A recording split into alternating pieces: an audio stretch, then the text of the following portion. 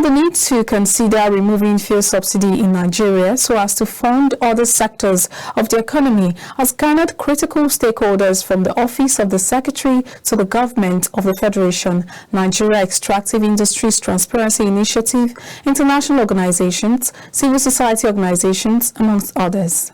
The gathering yesterday launched a NEITI strategic plan for 5 years. Mavis Akol was at the launch of the 2022 to 2026 document in Abuja and now reports. The key national and international priorities of the 2022 to 2026 strategic plan include energy transition, addressing corruption risk, strengthening revenue mobilization and prudent utilization and measuring of impact, amongst others. Based on the aforementioned, the federal government, through the Nigerian Extractive Industries Transparency Initiative in Abuja, launched a 5 years strategic plan. While addressing the ongoing debate of subsidy removal, the Secretary to the Government of the Federation, represented by the Permanent Secretary, General Services Office, Maurice Nnamdi Mbare, assures Nigerians of solution by the Presidential Transition Council. Government is also following the debates around subsidy removal by the citizens, some of which include the need to fix our refineries and the creation of visible safety net programs to reduce the impact on the poor and vulnerable in the society, especially workers. Let me use this opportunity, ladies and gentlemen, to reassure Nigerians that the federal government has followed these conversations with keen interest, having borne the burden of fuel subsidy over these years. While we remain open to the ongoing debate, a comprehensive position to guide the incoming administration on when and how to make this decision is being developed by the Presidential Transition Council, which I currently head.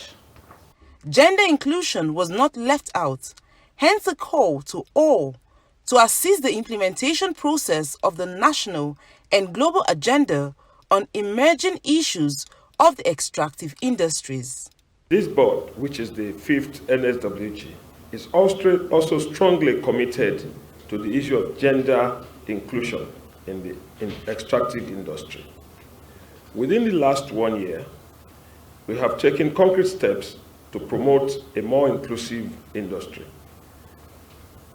I want to use this opportunity to call on all stakeholders in the EITI process, including government, companies, the civil society, our development partners, and the media to work with us to implement the national and global agenda on these emerging issues.